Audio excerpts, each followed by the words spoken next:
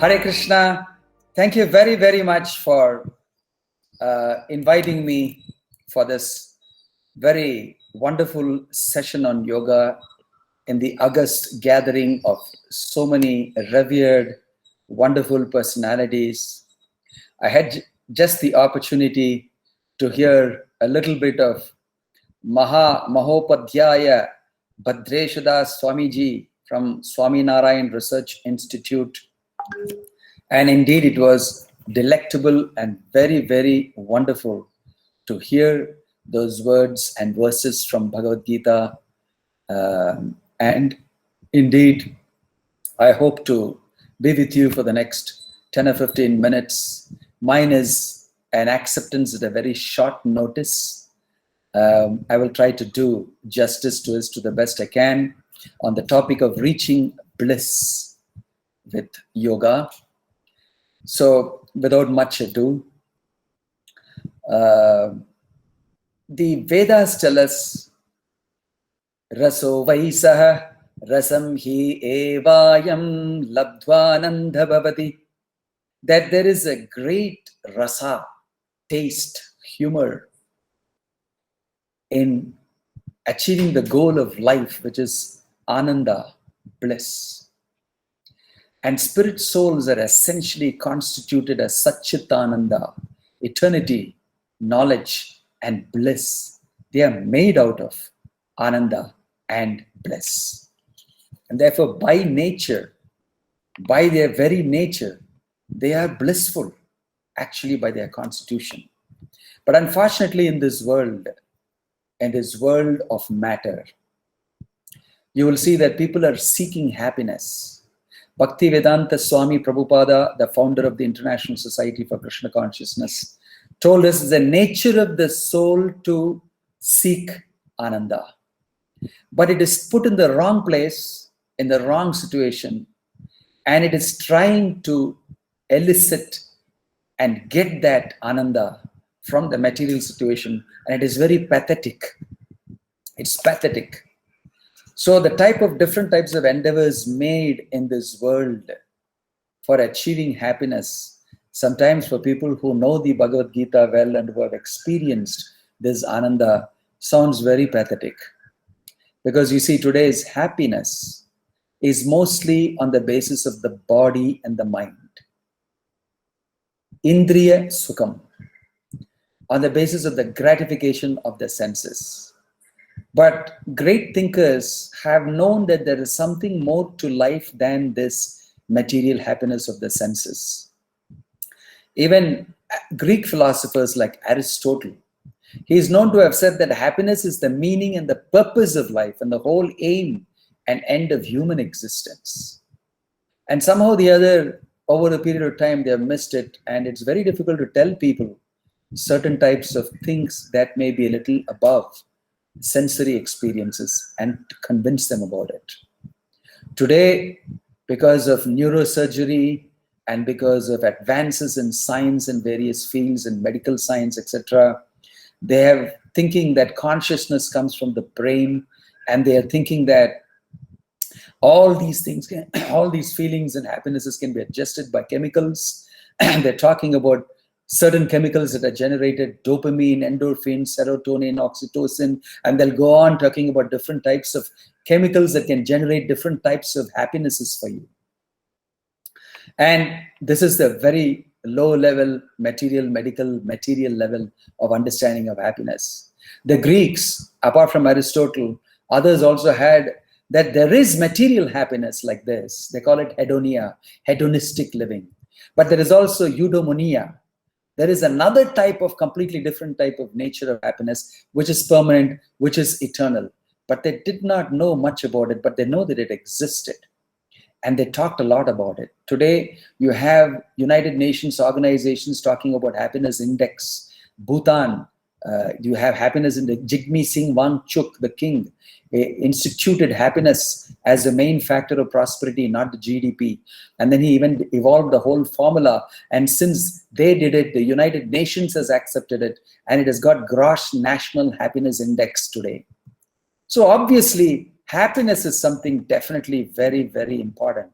But that happiness is proven that you would not get that happiness through any of these great things like money, gratification, name, fame, power, control, everything that we are thinking of. We are not going to get it through it. And that is painful realization through the history. And great personalities like even Albert Einstein have mentioned that. And what to speak of material endeavors of psychologists, you will see they also all point out to some type of happiness that is deep within us and we are not able to access it. So coming back to Anandamayo Bhyasat, in this quagmire of different types of philosophies, thoughts and understanding, Anandamayo Bhyasat is something generated by you. You are the source of that Ananda, that happiness. Prabhupada, Bhakti Vinoda Swami told us that it's like the musk deer, kasturi. You know, the deer generates the kasturi from its navel. It smells it, but it does not know it is coming from its navel. And it keeps running around here and there, smelling it here and there and trying to get it from somewhere. Just like that, we are all persons capable of generating our own happiness, but we don't know. And we're looking for it all over. We are thinking it is serotonin, it is dopamine. We are thinking it is eudaimonia, hedonia. We are thinking gross national happiness index can give us many things. But actually it can be generated by us through the process of yoga. Krishna explains that beautifully in the Bhagavad Gita, and our Swamiji was also explaining that very, very nicely to us, right? So Krishna is explaining in Bhagavad Gita in the 6th chapter. This is a very powerful shloka, and I want to recollect that because this program is being done on the basis of the International Yoga Day, I presume. And I want to, on the first year that it was instituted, an amazing thing happened. There were votes taken from all over the world and many countries. Yes, we must do this, because yoga is, of course, a different type of in a different type of a way. It's also very popular. It's even popular as a big business. Billions of dollars worth of business. That's another side, but we won't talk about it. But when that was going on and different countries were accepting it, a very well-educated scholarly Muslim personality, a mullah, he also mentioned, a very respectable person, nice person. He also mentioned, well, you see that there was a big discussion on whether yoga will actually make you a Hindu or we should follow it or not, religious distinctions and all that. So it's nothing political, nothing. So this nice educated person, he said, no. It is actually paving the way for Hinduism only. And he quoted the shloka from the 6th chapter, the last shloka. Yoginam api sarvesham madgade nantaratmana shraddhavan bhajate yo mam same yukta tamo matah. He quoted the shloka and says, see, this is the final end of yoga. Krishna is saying, out of all yogis, the topmost yogi is my bhakta, who is absorbed in service to me, who is absorbed in me. And that is my opinion, he's telling. He's giving it as his opinion. Of course, he thinks, whatever he thinks is the best opinion. So we can understand there, this Muslim gentleman realized the topmost principle of the Bhagavad Gita, which is one of the most authoritative texts, the most authoritative text on yoga, apart from the Patanjali's Yoga Sutras, really exclaiming and saying, yoga is that situation where you're in great bliss. Why? Because you're in association with the generator of the greatest bliss, Krishna himself. So here it's mentioned very nicely and amazingly in their so-called neurological experiments and everything. I want to bring to you this interesting thing. They discovered something called endocannabinoids. That is, they called them molecules that are actually produce something like cannabis. And they called one molecule called anandamide out of the endocannabinoids. That anandamide, they call it the bliss molecule, which is the reason for getting bliss. Just like dopamine and everything, they also found out that a person is in yogic bliss. He generates anandamide molecules. So that's very interesting. They are self-produced cannabis that work on certain receptors in the cannabinoid system. And anandamide is from the Sanskrit word ananda, meaning bliss, is the most well-known endocannabinoid.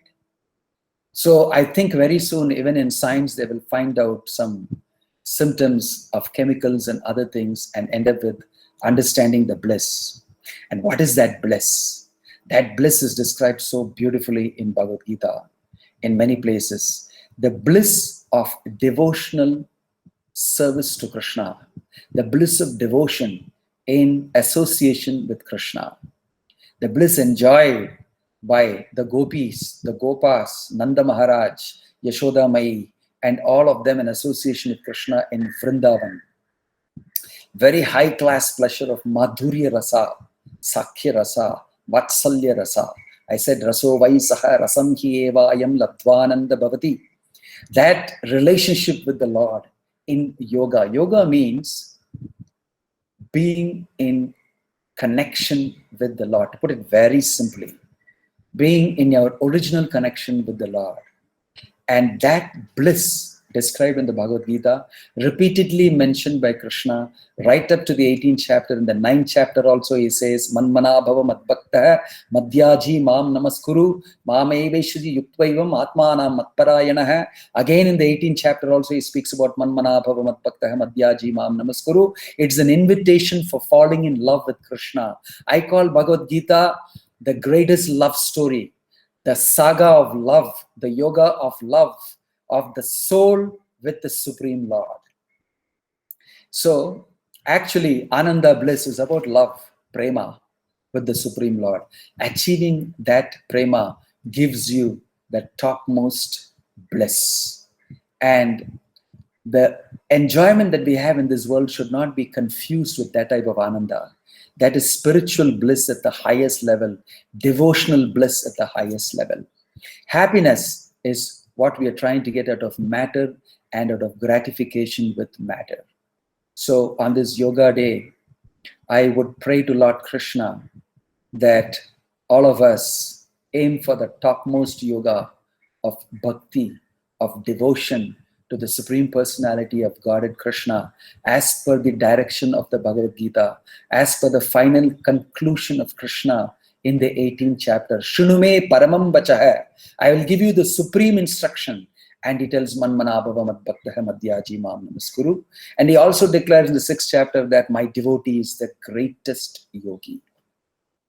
So I would say that in this day and age, that same Krishna appeared as Chaitanya Mahaprabhu, and he propagated the chanting of the holy names of Krishna, Hare Krishna, Krishna Krishna, Hare Hare, Hare Rama, Rama Rama, Hare Hare.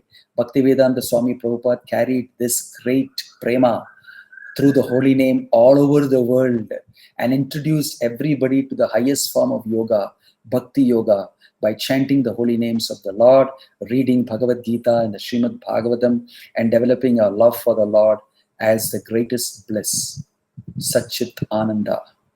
Thank you very much for your brief time and exposure to me, and I hope that I have been able to do justice to my presence here.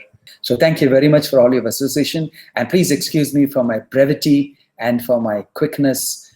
Thank you very much, Sunil Joshi ji. Om Tat Sat. Wishing you all the best. Hare Krishna, Krishna Krishna, Hare Hare, Hare Rama, Rama Rama, Hare Hare.